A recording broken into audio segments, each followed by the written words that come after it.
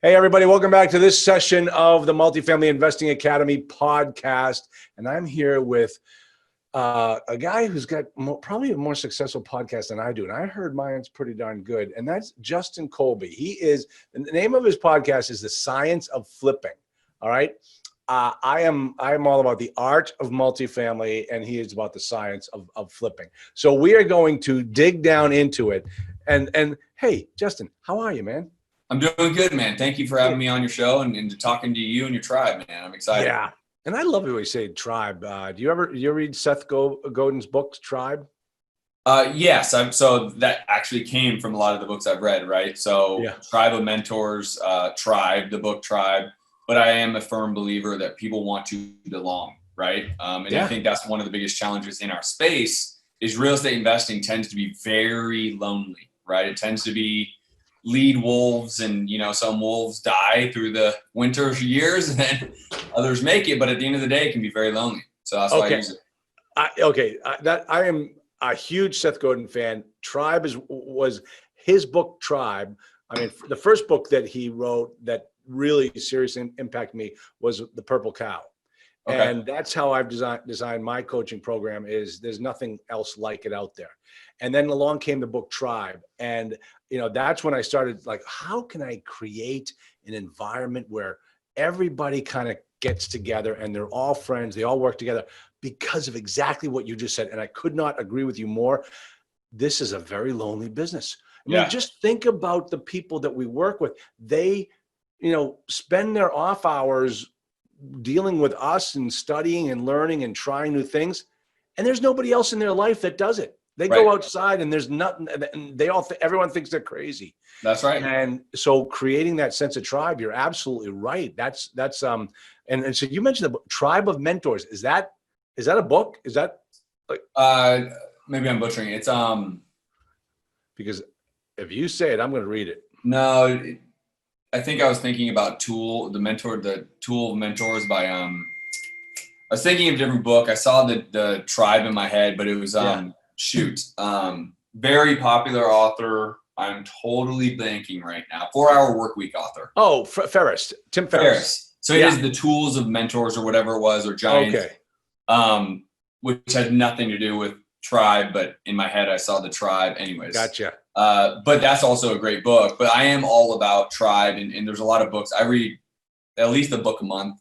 And if I'm not reading it, it's because I'm traveling, so Audible and the whole thing. But I try to read a lot about business, not just like my business, but business. And from every book I've ever read, and there's a great book for you specifically, The $1 Trillion Coach.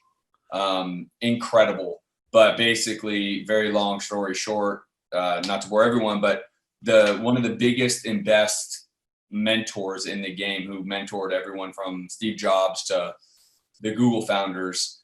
He was a coach of football, and he used that same mentality of a coach, a tribe, unity, to be able to help these kind of one-off superstars be able to build a company that has a culture around it, right? That's cool. And so that's a good one for you as kind of a coach. All right, I got it. I also Tribe of Mentors. I actually just trademarked that name. Good. I think you did, and I think it's going to make you a lot of money. While you were talking, I just bing, bing, boom. That's the way I operate. So, all right. Now, okay, where are you located? I'm physically in Scottsdale, Arizona.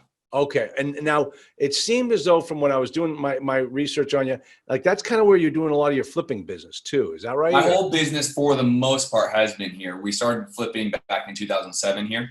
Okay.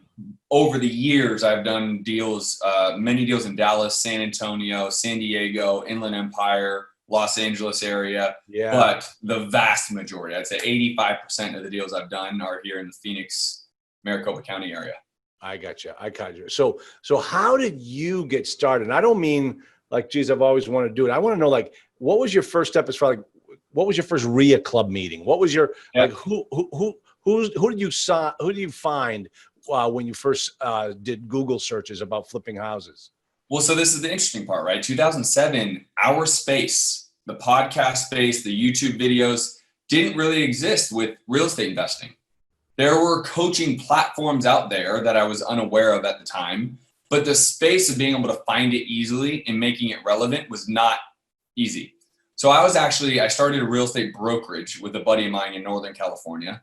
The market turned. I lost my ass, right? Home to foreclosure, repo man took my car, the whole thing. Are you really, wow, you got that bad? Yeah. Oh yeah, I got crushed. Yeah. I was I'm 38 now, so 26. Yeah. Living on my buddy's couch. I didn't want to go home. I didn't want to call the family. Hey, I was like, I'm going to make something of myself, right? I kind of put it on my back, as they say. And just then I was able to see like one video somehow on YouTube with some, dude that looked like, he had leopard printed hair.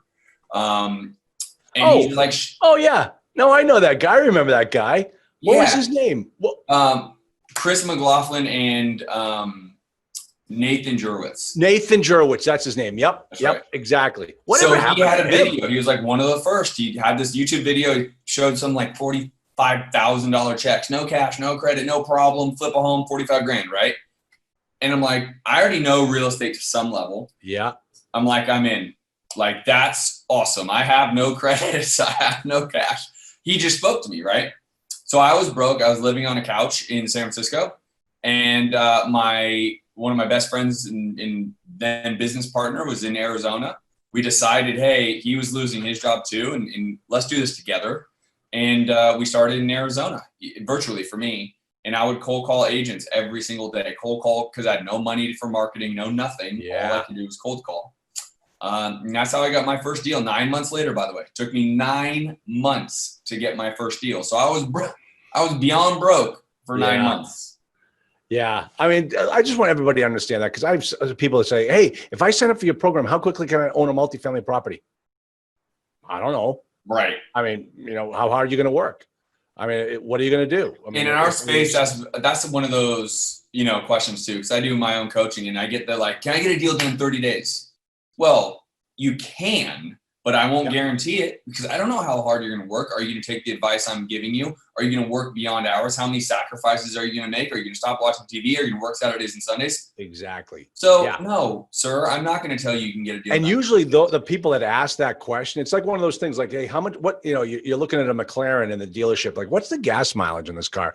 If you have to ask, this isn't the car for you. And if, the people that are going to come at you and say, hey, if how quickly can I get a deal done? You know what? This is not a get rich quick business.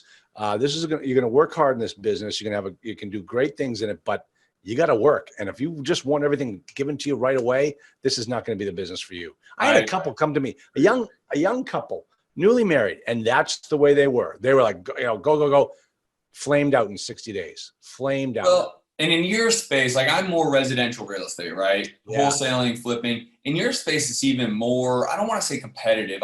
That's not the right word, but like, there's fewer assets to go after, right? So you have to work hard, as hard, if not harder, because your asset class is smaller, right? Like, traditional single family homes is the largest asset class, right? So and think about it. Think about not only that they're the pool, but the transactional speed is a lot slower. Like, people buy and hold apartments. They buy and hold them. They don't flip them. They buy and hold them. That's and right. That's it slows it down even more. That's right. But I mean, it's a great space, and I think everyone wants it. Who really set it on fire was our guy, Grant Cardone. He's done a great job really promoting, wealth, cash flow, assets. I love that, because that's why all of us are in real estate. I don't care if you're a beginning wholesaler, a flipper. Like, at the end of the day, we all want to be on a boat and not think about income and exactly. coming in, right? That's what we all want, right? Yeah. But I think, for me, it's always about, like, there's always one step in front of another, right? And to take someone without any experience and put them into, let's go be some, multi-unit, guru or king. You just got to start getting some money in the door first, right? Right. Yeah. That's the way to do it. So, okay. So, boy, I tell you, you mentioned a blast from the past with Nathan Jurwitz. Yeah. I have to go look him up. I have not seen his hair in the longest time. I mean, I don't keep track of these people, right? Yeah. I think he's out of the space. I think they had a nice, hot, fast burn. And Hey, short sale days, right? They crushed it. I mean, they were the Like Chris McLaughlin and Nathan Jurwitz have the coaching business for the short sale space. You want to know what the next big hot space is that I am going to own? Building apartments. Ooh, Yeah. I like it. Because the demand is so high, we're not finding any product. You got to go out there and build your own. So I'm going to be the apartment construction king. Good for you. I like that. Yeah. Well, I will point everyone your way. Yeah. That is looking to build for sure. Yep. So I got to get that done. That's going to happen. Hopefully break ground over the summer. That's going to be my plan. Good for you.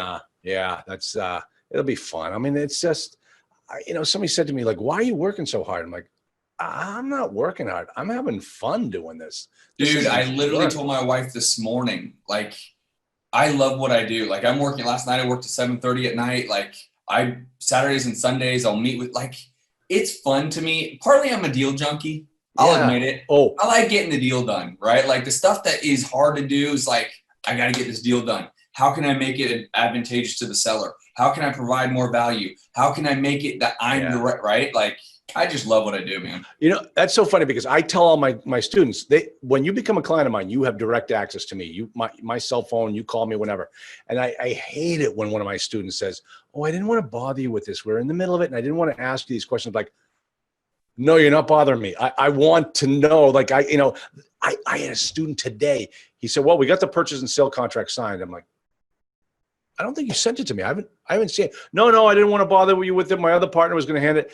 Sent it over within 2 seconds. I said, you got a problem right here. You should not have signed this contract. This is where the problem is going to lie down the road. And you're like, wow, how do I fix it? I'm like, now you ask me. You got to talk to me beforehand and you won't have to have that problem. So that's right. Yeah. I'm the same way. It's a blast. It's a blast. Get me going. Okay. All right. So let's talk about the science of flipping. Yeah.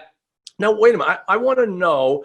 So you get your first deal done 9 months, but then let me ask you something, because this is what I tell my students is like, the first 2 deals are the hardest. After that, they're just going to start dropping in your lap and you're just going to, learn how to know exactly what to do. And as I say, you won't need me anymore. I'm just, you and I are going to just shake hands and part friends. That's so it. What do you like? Was it similar in your space? Pretty, yeah. The first deal was 9 months in. The second deal was almost immediately after. Exactly. So the first, what's happened to me? Yeah, the first 12 months we only got 2, but it was like boom, boom. Yeah. The next year we did 6. The next year we did 20. The next year we did 46. The next year we did 96. Then we got into developing condos, etc. Right, and we started really going. But yes, I mean, it literally just started to, because what that is that's momentum, right? You got to ride the wave of momentum. And when's the best time to get your next deal? Right after you got this deal, right? Because you're confident, you're hungry, you're excited, you talk different. And so that's how we got our second deal right away. And then that turned into 6 the year after, 20 the year after, etc. My background was in the insurance business before law school, and my father was an insurance agent for 57 years. And I couldn't keep up with the guy. He was a legend. And, I would say, hey, Dad, I made a great sale today. Instantly, his knee-jerk reaction was always, so what are you going to do tomorrow? Like you could never rest in your laurels. And it's the same way with with flipping is you're only as good as your next deal. And so my students say to me, hey, I just submitted the LOI. Okay, so what are you going to do next? What are you going to do next? That's always, you got to keep it moving. You just always have to keep filling that. I'm a big fan of celebrating. And I don't mean by going out and having a big dinner and being loud. I'm just saying, like, celebrate your win. Take a moment. Yeah. Maybe take that evening. You close the deal. It's 5 o'clock at night. Have a glass of wine with your wife.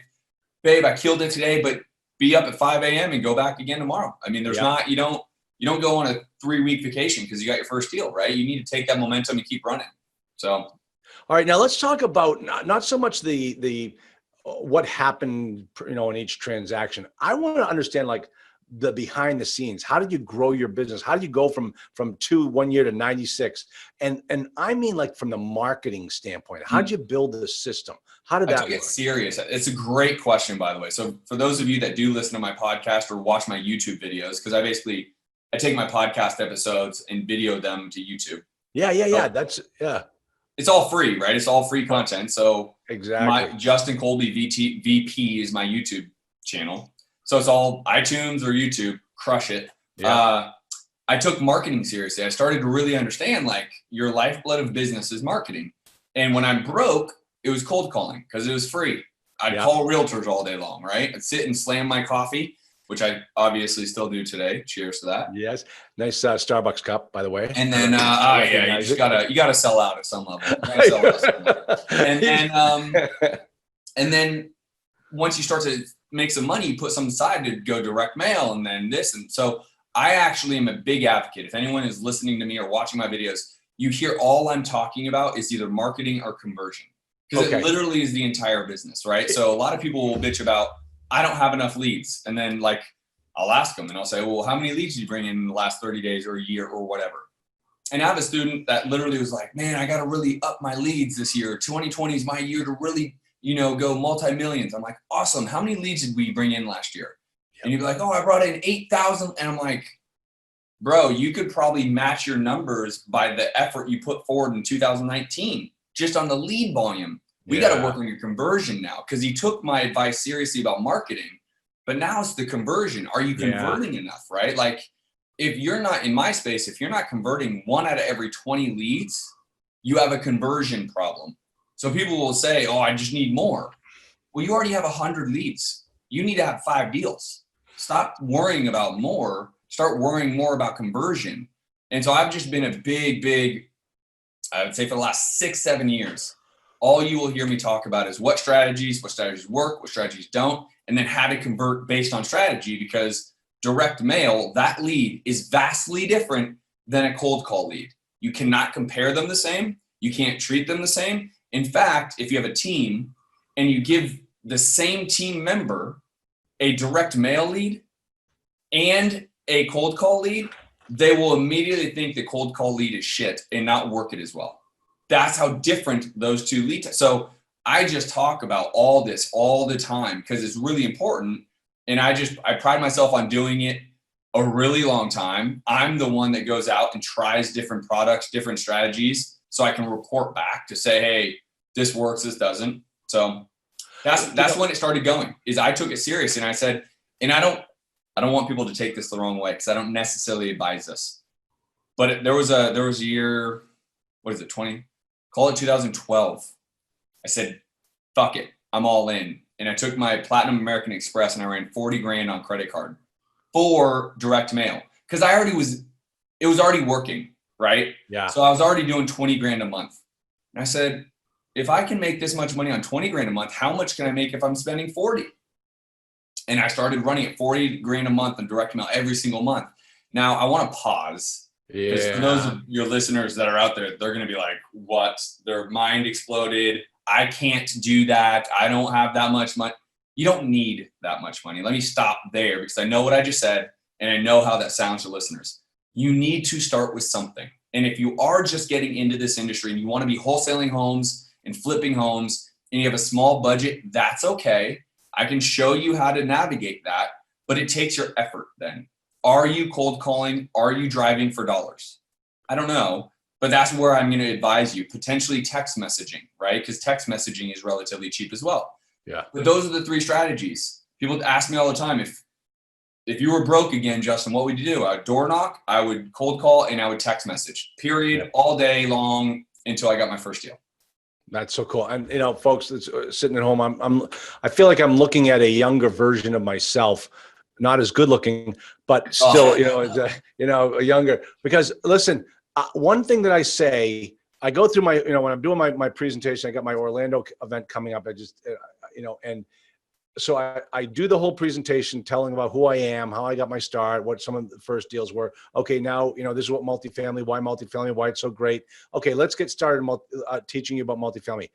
90% of this business is sales and marketing. Mm-hmm. And it's like you said, it's probably more than that. Yeah.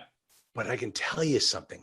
You kind of get a feel in the room for who is still on board or who is the type of person who thinks, well, wait a minute, I thought I was going to be sitting on a boat in 5 years from now. Like, that's right. You got to get out there and hustle. And then you can sit on the boat, but you got to hustle first. It's the people that hustle. One of my clients started with me with no units and now has over 6,000 units.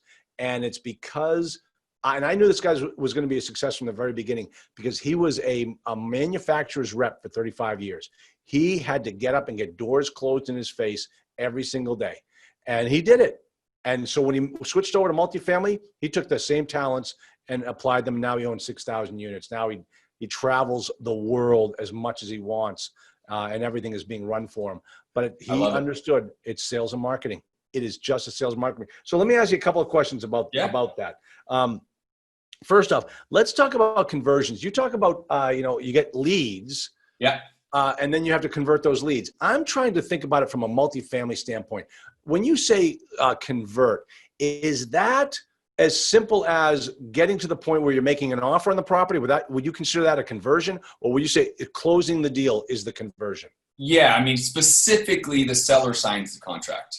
Okay. I will say that's a conversion. Not that we resold it, because remember in wholesaling, you have the A to B and B to C. But if my guy can get the seller to sign the contract, they converted the deal. Okay. All right. See, I keep telling my students, make the offer. Make the offer. If you're not making offers, this is nothing more than a very expensive hobby. So you got to make the offers. Right. And in your space, a lot more LOI based, and I totally get that, right? In my space, it's a lot more purchase agreement. Yeah. Simple, right? 1 to 2 pages of purchase agreement, but it's a real offer. And so now you're dealing with salesmanship because it's still scary, right? LOI has a lot less bite to it.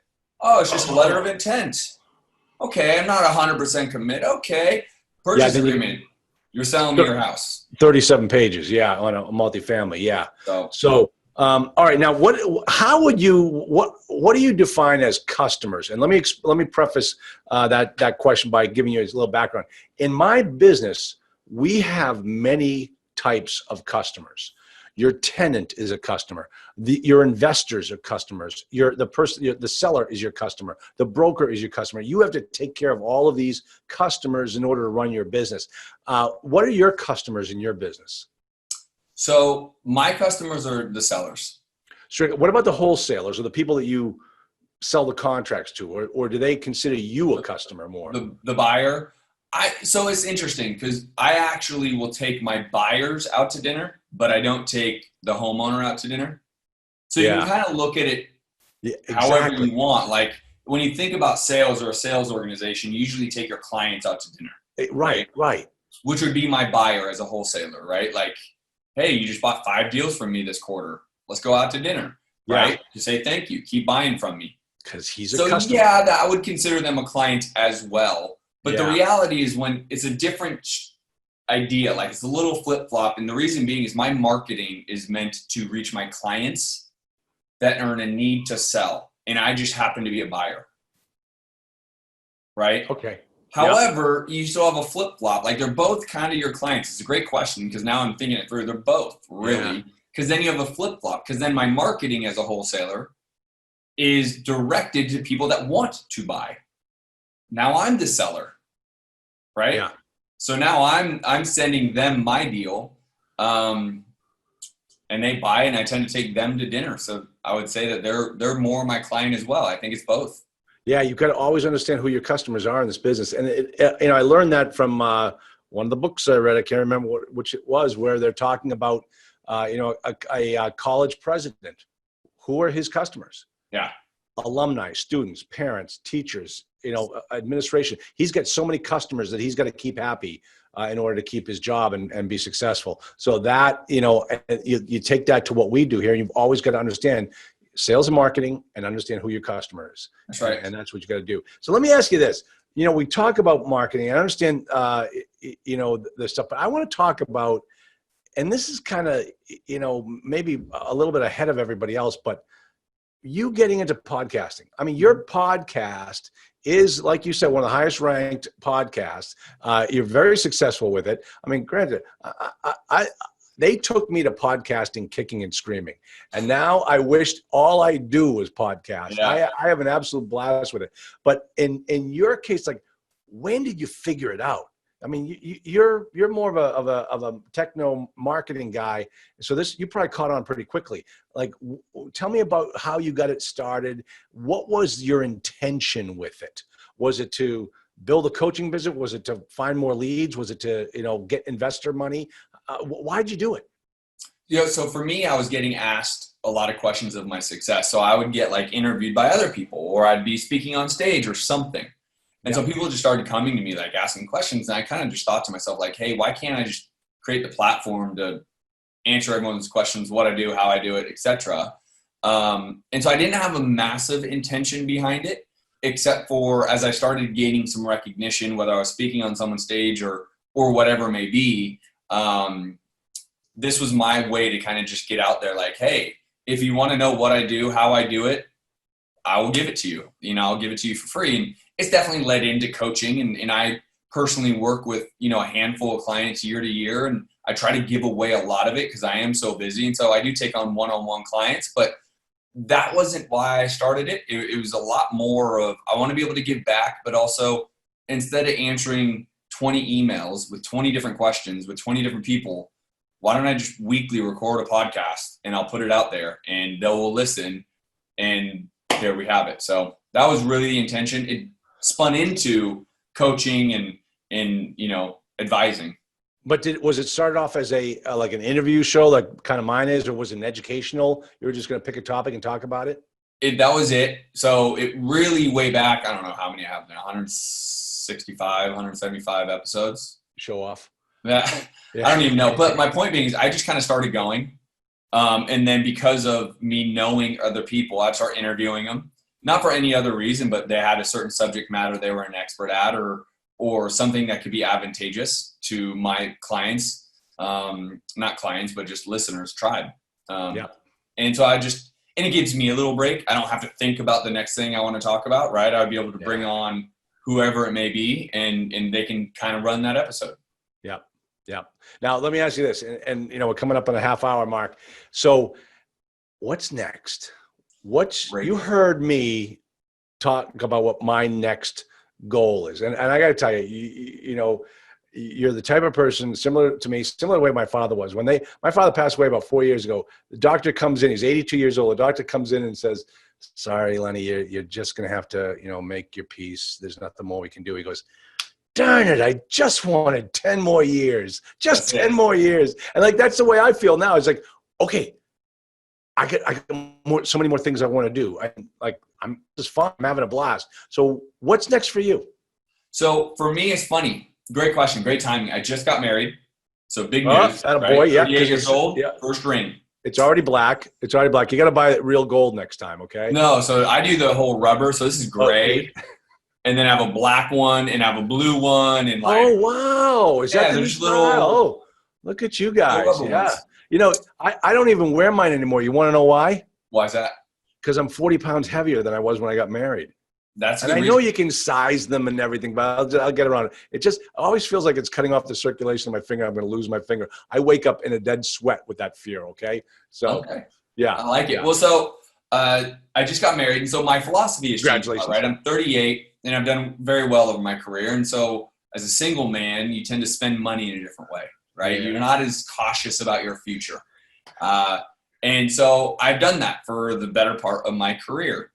And so now that I am married, I am thinking more about my future. And so it's kind of reframing what money means to me, right? And the definition of success.